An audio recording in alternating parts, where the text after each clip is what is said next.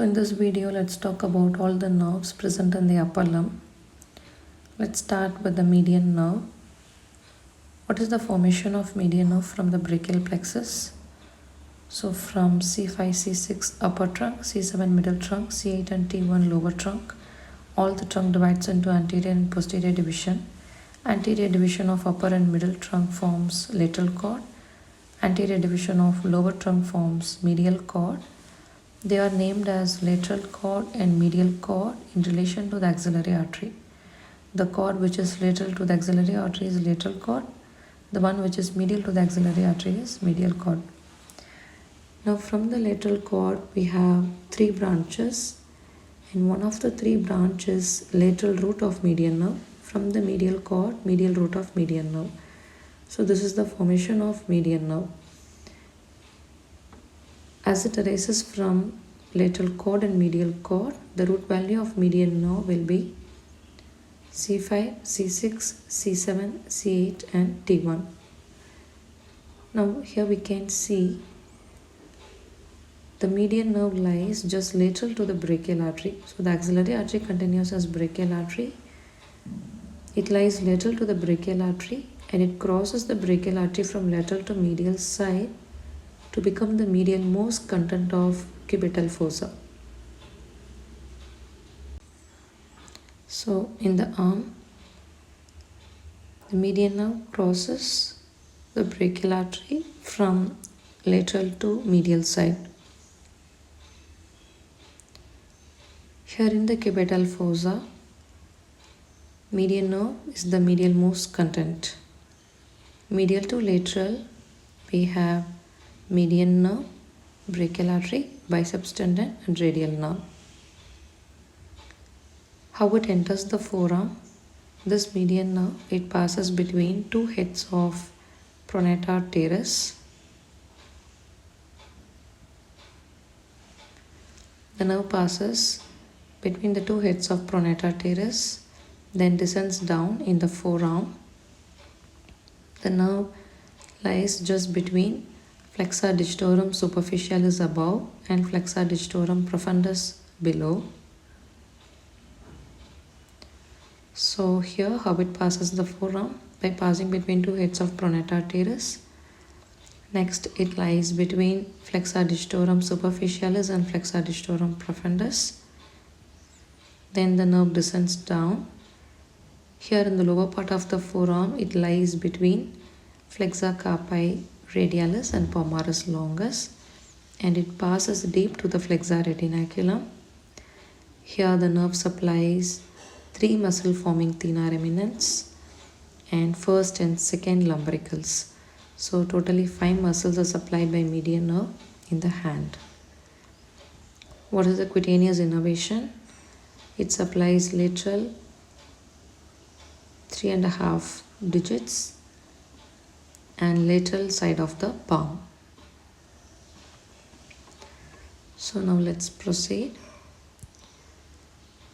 Here in the lower part of the forearm, the nerve lies between flexor carpi radialis and palmaris longus.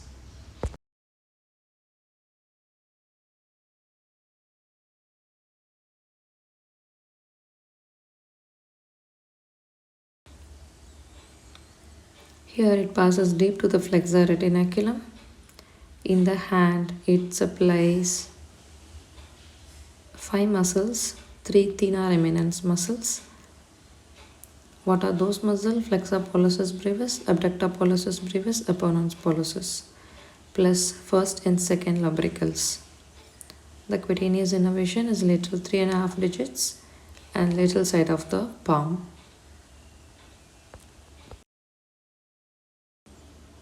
Now let's talk about few clinical aspects. Here the nerve passes between two heads of pronator teres which may get entrapped, called pronator teres syndrome. Here there is a ligament called Struther's ligament which denotes third head of coracobrachialis. It may get impinged between this ligament called Lacerta syndrome. And there is something called pointing index, Fromen's sign, paper holding test. So these are the few applied aspects of median nerve, and the most important is carpal tunnel syndrome, which forms ape thumb deformity, and paralysis of median nerve. If it affects first and second lumbrical, it may lead to lateral claw hand. The median nerve is called laborer's nerve as it supplies most of the muscle in the front of forearm.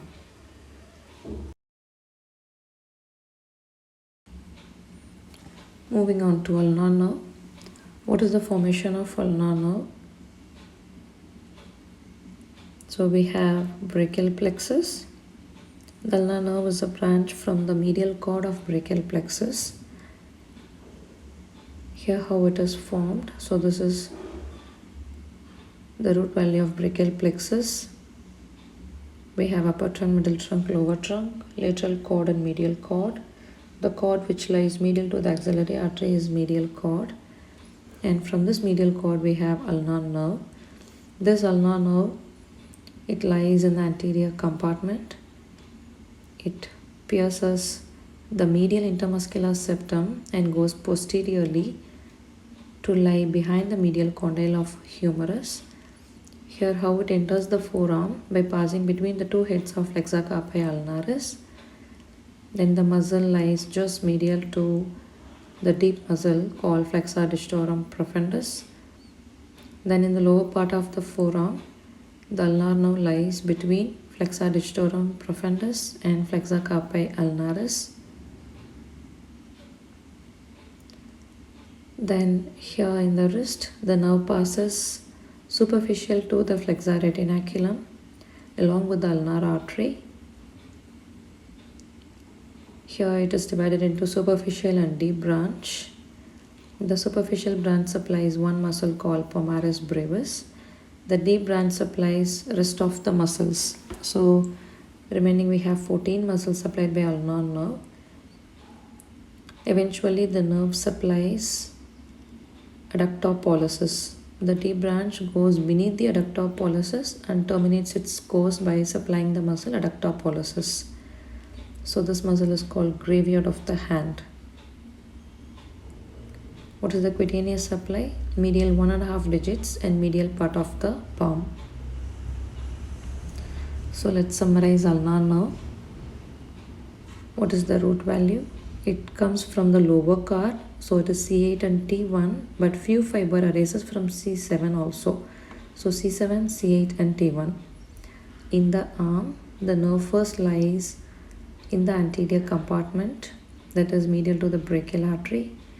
Later it pierces the medial intermuscular septum and move from anterior compartment to posterior compartment. It pierces medial intermuscular septum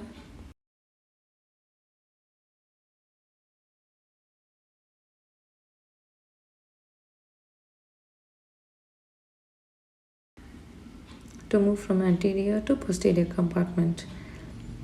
So here it lies behind the medial condyle of humerus. Then in the forearm it passes between two heads of flexor carpi ulnaris. Then it lies just medial to flexor digitorum profundus. Then it lies between flexor digitorum profundus and flexor carpi ulnaris. It passes superficial to the flexor retinaculum along with the ulnar artery. Here it lies just beneath a ligament called ulnar carpal ligament, and below we have a canal called Guyon's canal. This ulnar vessels and nerve is present in the Guyon's canal. Then it is divided into superficial and deep branch. Superficial supplies pomaris brevis, deep rest of all the muscle, and ends its course by supplying adductor pollicis muscle. What is the cutaneous innervation? It supplies medial 1.5 digits and medial side of the palm. Few clinical aspects of ulnar nerve. So when the lower trunk is affected, it is called Klumpke's palsy, which leads to ulnar claw hand. And humerus is called funny bone. Why it is called so? The ulnar nerve lies just behind the medial cornea of humerus. When the nerve is hit, it gives a funny sensation. So the humerus is called funny bone. The nerve passes into the forearm by passing between two heads of flexor carpi ulnaris. So it may get trapped, called flexor carpi ulnaris syndrome. Then there is something called ulnar paradox. So what is ulnar paradox? Higher the lesion, lesser the deformity. Lower the lesion, higher the deformity. Then lesion of ulnar nerve in the Guy's canal. Then we have ulnar claw hand. Now moving on to radial nerve. So what is the formation of radial nerve? Here on the brachial plexus we have upper trunk, middle trunk, lower trunk, anterior posterior division. Posterior division of all the trunk forms posterior cord.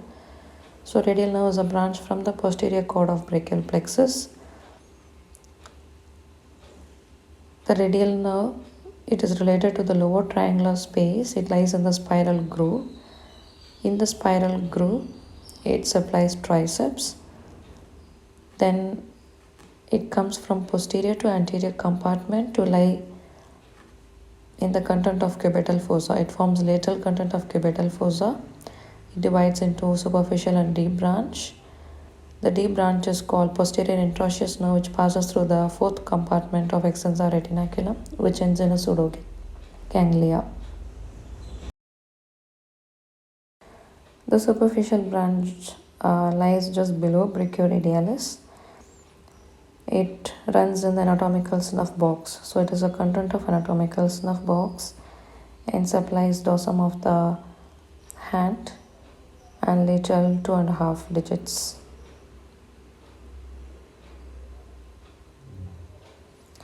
So let's summarize the radial nerve. What is the formation? The root value is C5, C6, C7, C8, T1.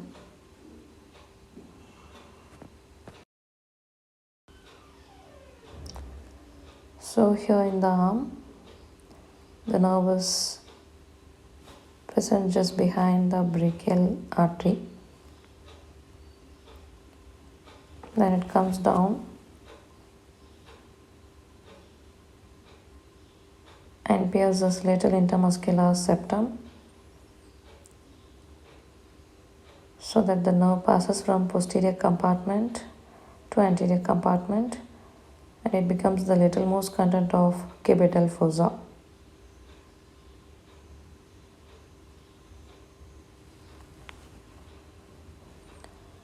So here in the middle of the arm, the nerve is related to the lower triangular space, which is bounded by teres major, long head of triceps and shaft of humerus.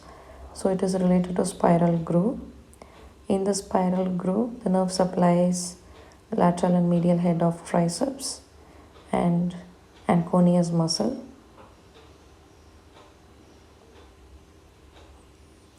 Then it pierces the lateral intermuscular septum to come from posterior compartment to anterior compartment. Here in the cubital fossa, it is divided into deep branch and superficial branch.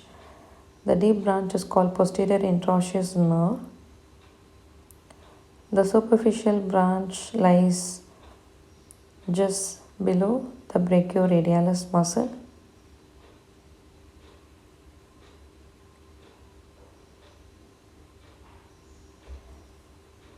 Then it runs downwards to become the content of anatomical snuff box.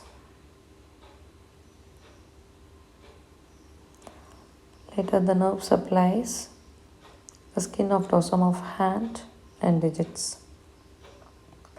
Whereas the deep branch called posterior interosseous nerve supplies all the muscles of back of forearm.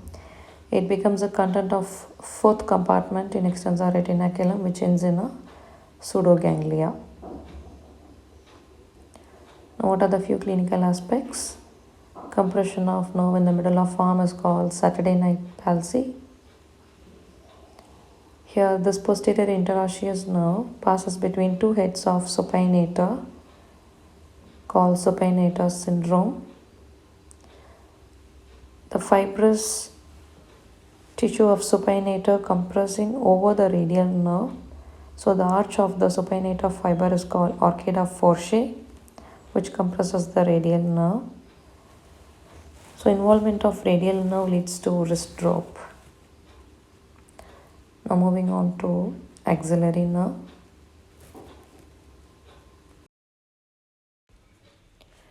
So what is the formation of axillary nerve? Upper trunk, middle trunk, lower trunk. So axillary nerve is a branch from the posterior cord. Here the axillary nerve is related to the quadrangular space. Before coming into the quadrangular space, the nerve winds around the surgical neck of humerus. In the quadrangular space, it is divided into anterior and posterior division. Anterior division supplies deltoid, posterior division supplies teres minor. So the nerve to teres minor ends in a pseudoganglia. So let's summarize. What is the root value? It is C5, C6. It enters the quadrangular space. What are the boundaries? Above by teres minor, subscapularis, capsule of shoulder joint, below by teres major, medially by long head of triceps, and laterally by surgical neck of humerus. Here divides into anterior and posterior division.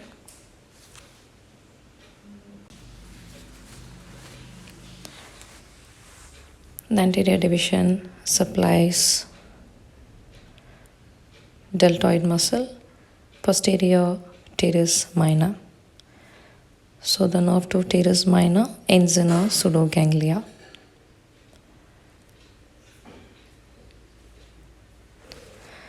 This axillary nerve, it supplies upper lateral part of the arm. So upper lateral cutaneous branch is given by axillary nerve. Lesion of this axillary nerve affects the sensation in the upper lateral part of the arm called regimental badge patch. This axillary nerve obeys Hilton's law. The nerve which supplies the joint also supplies the muscle and the skin overlying it. So when there is dislocation of the shoulder joint, the axillary nerve is involved. It affects deltoid. So the abduction from 15 degree to 90 degree is affected. Before 15 degree it is caused by supraspinatus. Above 90 degree it's caused by serratus anterior and trapezius. And the round contour of the shoulder joint is maintained by deltoid. When it's paralyzed, it is lost. Thank you.